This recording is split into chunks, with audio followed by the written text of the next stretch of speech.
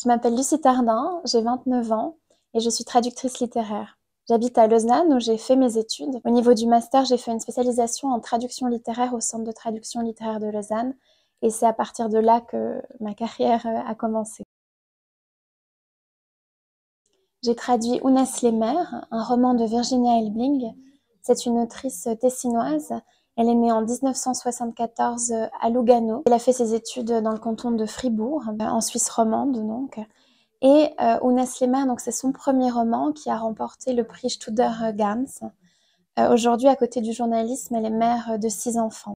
Ounès les mers, c'est l'histoire d'une mère, ou peut-être plutôt en fait d'une femme qui devient mère. On la retrouve dans les premières pages, juste après son accouchement. Elle a mis au monde une petite fille qui s'appelle Elena. Et puis, après le choc du travail, de l'accouchement, de la douleur, elle est dans un espèce d'état de sidération. De sidération face à son corps qui a changé, qui souffre, qui est différent, mais aussi face à sa fille qu'elle apprend en fait à connaître, qu'elle découvre, et puis dont elle n'arrive plus en fait à se détacher. Une espèce de lien comme ça qui se crée, qui est immuable. Et puis aussi face à sa mère qui en fait lui apparaît sous un autre jour. Avec la naissance de sa fille, en fait, les cartes se redistribuent. Elle se trouve une place à elle, en fait, dans l'histoire. Après l'accouchement, donc, on va suivre cette mère au-delà des murs de l'hôpital, chez elle. Puis c'est là que commence, en fait, une nouvelle vie. Une vie qui a changé, notamment la vie de couple, hein, qui est complètement chamboulée.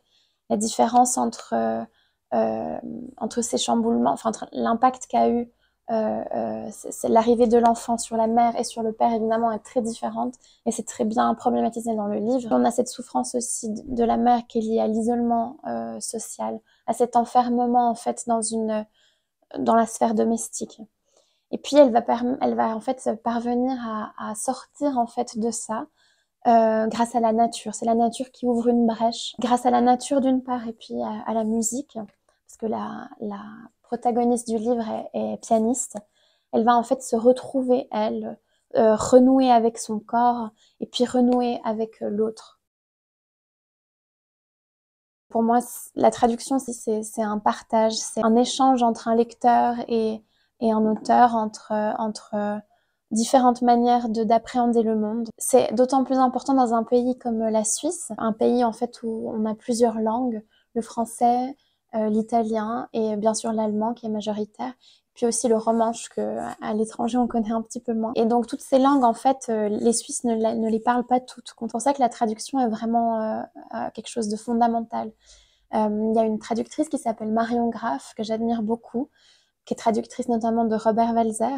Elle a dit une chose que je trouve très belle, que la langue de la Suisse finalement c'est la traduction. Alors c'est important dans un pays comme la Suisse qui est plurilingue, mais ça l'est aussi dans un pays comme la France ou en fait n'importe où, puisqu'en fait la traduction ça nous donne des regards sur l'ailleurs et ça enrichit en fait notre point de vue.